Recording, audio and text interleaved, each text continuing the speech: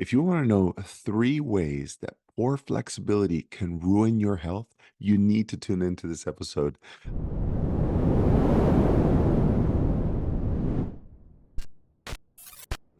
Uh, Hi, everyone. Welcome to the Sports Performance Podcast. Welcome, all new listeners, and welcome back to those who have heard our content in the past.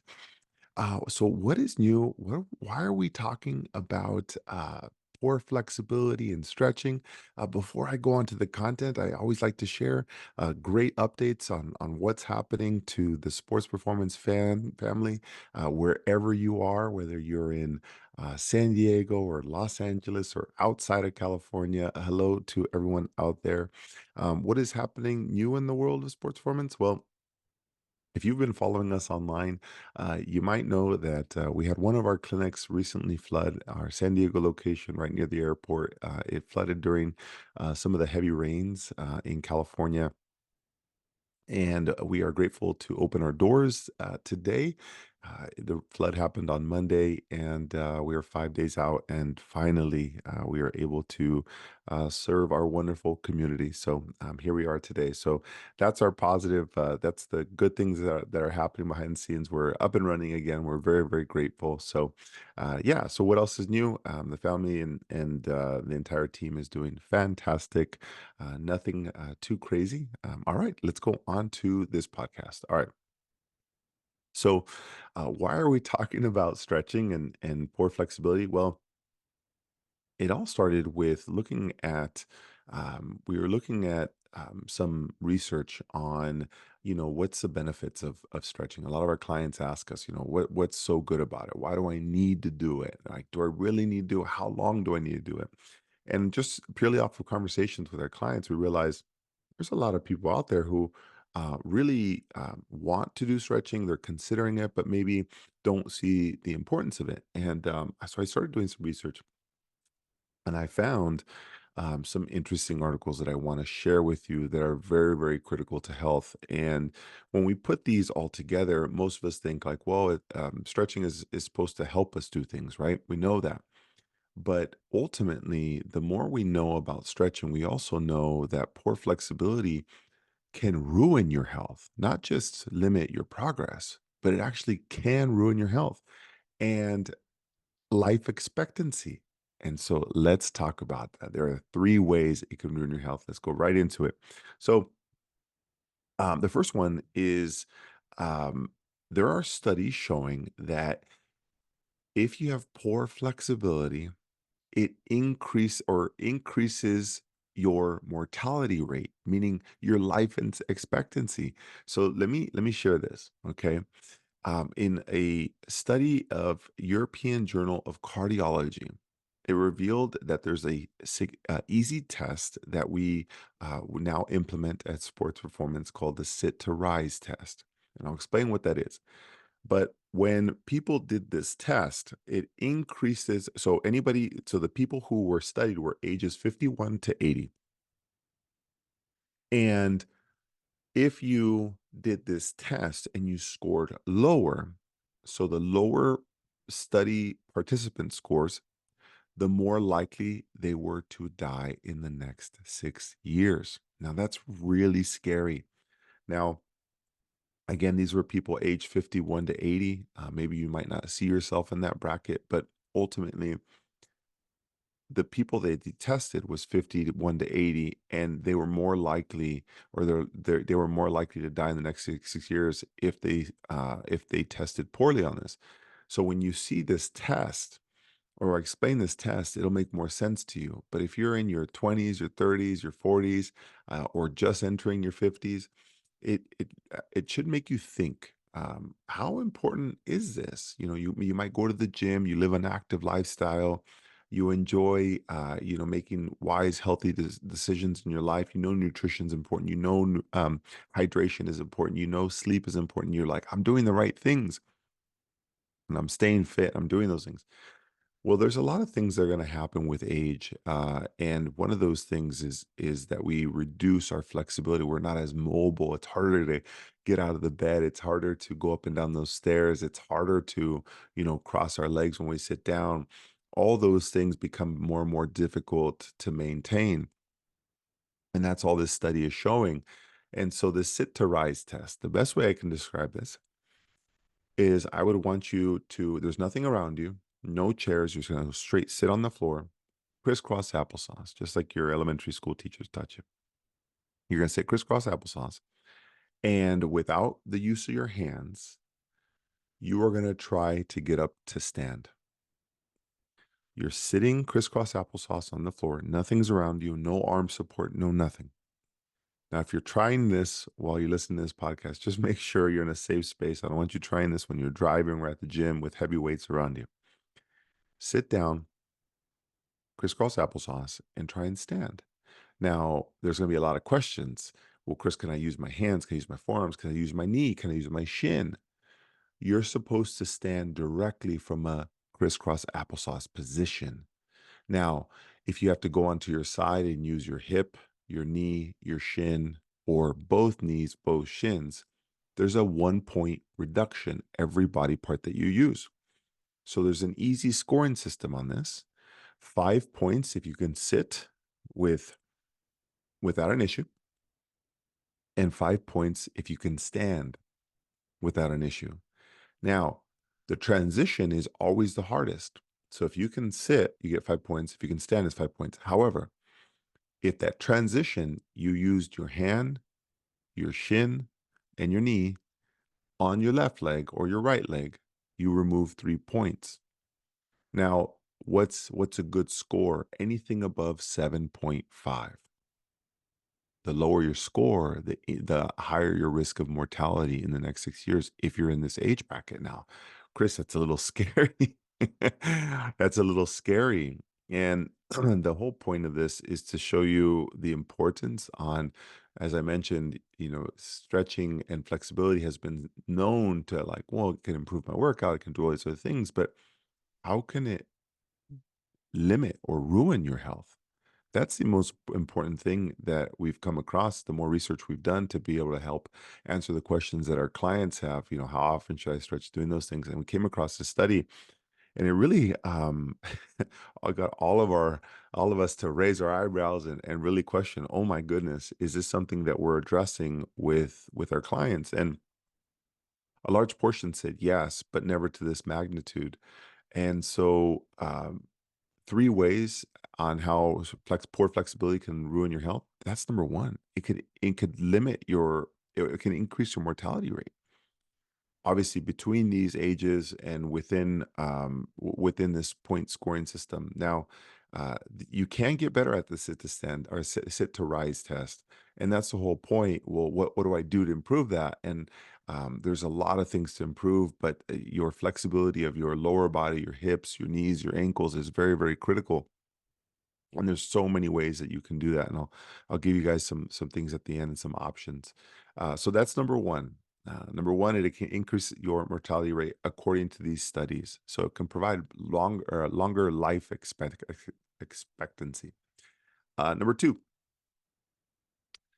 it could keep you from reaching your fitness goals. So let me explain this. Say whatever your age is, maybe, okay, let's put this in context. You have a professional athlete.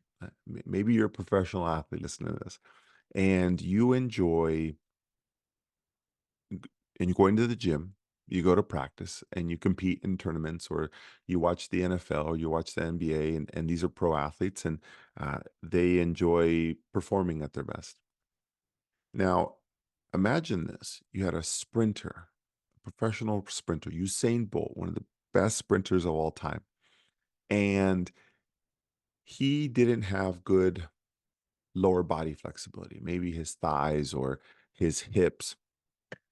Imagine when somebody sprints, they have to extend their legs all the way out in front of them, all the way behind them, and stretch out as far as possible, and then they just repeat.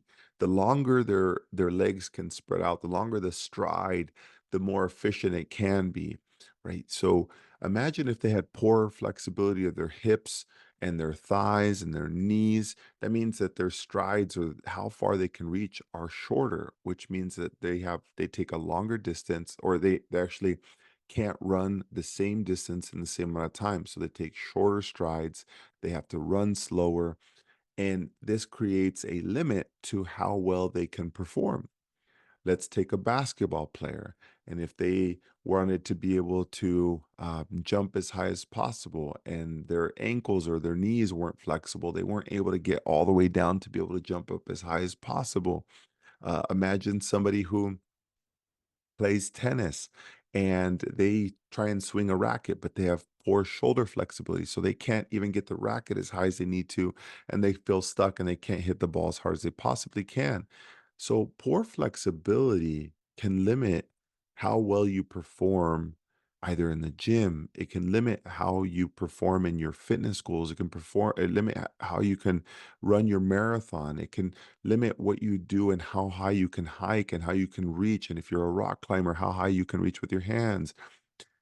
It will keep you from reaching your fitness goals and eventually have a ceiling effect for everything that you do in your fitness and performance routine. Now, let me put this in context and tell you a couple stories about clients who've experienced this. And this is the cycle that we see. We see clients who have come in saying, my shoulder has been flexible, but I really haven't paid attention to it. And we really dive into it. They say, well, it's been a problem for many, many years. And so I just ignored it. And instead of doing tennis, I moved on and I did pickleball, and that bothered it too. So I didn't do pickleball anymore. I started being a runner. I didn't do running because my ankles were stiff or my hips were stiff, and I couldn't really run faster than I possibly could. So I tried playing recreational softball, whatever it may be. Let me tell you the story that happens when people have limitations to their flexibility and it limits their progress and it provides a ceiling effect. A lot of these individuals, and you probably find yourself in this, in that you try and you adapt, you create a new goal, a new target for you to enjoy. You love going to the gym, you're running your first marathon, you're playing your first basketball tournament, whatever it is, and you get really motivated, you get excited, right? Everything you thought about, you've been researching, you're like, this is my next sport, this is the next thing I want to try, the next competition, whatever it is. And you try it and you're limited by your flexibility, you just can't do it. You try CrossFit, Orange Theory, F45, whatever your hobbies are, maybe your hips are stiff and they can't get you all the way to the positions, and you can't enjoy that moment with your friends or your community like everyone else can. They're doing great, they're doing better than you, and you feel frustrated. So what happens is you give up. You're like, this is not for me, maybe I'll try something else. Maybe this is not the workout of my choice, this is not where I thrive. So you give up and you move on to the next thing, and you go to a different gym and you try a different sport and you look for the next challenge, and wherever you go, there you are. It's the same you, the same stiffness, the same flexibility. So when you keep looking, if you find yourself getting stuck, not great at that, and you're looking for that next challenge and you get stuck at that, and you end up in this never-ending wheel of frustration. And because of that, you always blame it on, well, it's not the sport, well, maybe it's not this. And you eventually come down to, maybe I'm just not good at being an athlete, or I'm not good at this competition. The reality is you're just not addressing the root of the problem, which is your flexibility or your ability to, be achieve certain motions. And to us as physical therapists and healthcare providers at Sports Performance, this is an easy, we call a no brainer. These are easy solutions, and a lot of clients will put themselves in this position where they keep searching, and we just honestly will have a conversation and say, listen, it's just your shoulder. We can do that. It'll take you about 2 months. And it's just this sigh of relief that people come to, that I thought I wasn't a good athlete. I thought I was just, I couldn't, I wasn't a good runner. I wasn't this. And once they get their hips opened up and their shoulders opened up, they're like, oh my goodness, I didn't never knew I can feel this good. And so, the number one point I wanted to bring up on the first bullet point was it can limit your life expectancy according to these studies, and that's a big deal, right? That's our livelihood, that's everything else. But also it can provide a ceiling effect and limit you from reaching the things that you want to be able to do from a fitness standpoint. Or maybe you're super competitive, or your kids are competitive, and you have kids or grandkids in high school, and or they're in club soccer, they're in college. It will limit their performance. It will limit their ability to be a starter or be the star of the team, or the defender, the MVP, or save that one goal that would have been so important to the competition or their league. So it limits theirs and your performance, your fitness goals, and ultimately it limits your ability to feel your best and perform at your best all year round, whether that's your cardiovascular system or your strength or your movement or whatever it is, and ultimately be the best version of yourself and live the best life. You'll find yourself stuck and frustrated with, man, I don't seem to be good at these things. Maybe I'll just stick with walking where I won't do anything at all. And so you go into regression. So number one point was increase your expectancy or your longevity. The other one is avoid limiting your fitness goals or providing a ceiling to your performance goals. And the last one is something that we talk about on a daily basis, and the poor flexibility can lead to injury, and that's going to definitely limit your health. It could be a meniscus tear, it can be a herniated disc, it could be a torn labrum or a torn rotator cuff. Now how does that make sense? Poor flexibility, when you can't achieve a certain range of motion, all the other tissues have to compensate for that. And so they will push and they pull and they feel more tension. They have to override and take on more of a role that they're not used to. So stiffness leads to external more stress in other areas and other tissues. Well, that leads to injury. Well, if you've ever been injured, the number one predictor of injury is a history of or a previous injury. So if you've hurt your knee one time, you're very likely to have another injury that knee. It's the number one predictor of injury, a history of previous injury. So when we look at poor flexibility puts more stress and strain on other tissues and it increases your risk of injury or re-injuring anything that was there. So, what happens to individuals who have poor flexibility and now they're injured? Well, you've had this sometime in your life. You're on a you're on a roll. You're enjoying time at the gym. You've for 5 or 6 days. You're like, I'm doing fantastic. I love life, and then you get hurt, and your back hurts. And now you're concerned. You have a herniated disc or sciatica or a bulging disc, whatever they tell you, and what happens now? You now question, well, should I even go to the gym? Maybe I'll just play it safe. Then you go to your physician, or you go to the ER, they give you pain meds, and they said, don't do anything for 2 weeks. Follow up with your primary care. It takes you 2 weeks to get in your primary care. Now it's 4 weeks after your injury. Primary care says, oh, just take 2 weeks off. Now you're 6 weeks of losing progress. In 6 weeks, there's studies have been shown that within 2 weeks of inactivity, you can lose all the muscle mass or lose muscle mass at an exponential rate that it took you years to build. You can lose bone density, you can use muscle mass, you can lose the flexibility that you've done, basically regressing from everything that you've built.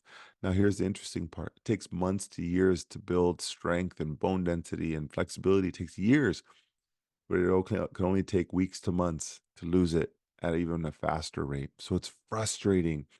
So poor flexibility can lead to injury or re-injury, which then puts you in a regression mode that everything you've done is now down the sink, down the toilet, because you didn't want to stretch, all because you didn't want to add a couple things. And so poor flexibility increases your injury risk. You can see it as a injury prevention strategy. And it allows you to have consistency in your routine without any setbacks. And you can maintain all the gains and the improvements that you've had from the previous weeks and months, all that hard work. And ultimately, your goal in life is truly to live with the best health that you can have, so you can not have to worry about other chronic diseases, diabetes, and problems with your cardiovascular system, heart conditions, pulmonary or lung conditions. No one wants to have those problems. And one of the best things you can do, in addition to diet, nutrition, sleep, all those things, is exercise regularly. The American Academy of Sports Medicine, it's referred to as ACSM, they provide information on what it takes for us to maintain a good, healthy, active lifestyle. We all know that 2 days of exercising is only maintenance, 3 days is actually progressing. So that's fantastic from a general movement perspective. But now, if you're one who's active and you want to stay active, what's one thing that you can add in is any form of stretching or flexibility. Now, number one was it can reduce your mortality risk. Number two, it can provide a ceiling effect to your progress and your fitness goals. And it could increase your risk of injury and regressing from all the goals. Those are the three ways that poor flexibility can ruin your health. Now, here's the reason I hear that most people don't enjoy stretching or they don't do it. Let me give you a couple different scenarios that we hear at sports performance. Chris, I don't have time. Well, the great part is it only takes minimum 5 minutes of a warm up and 5 minutes of a cool down to reduce your risk.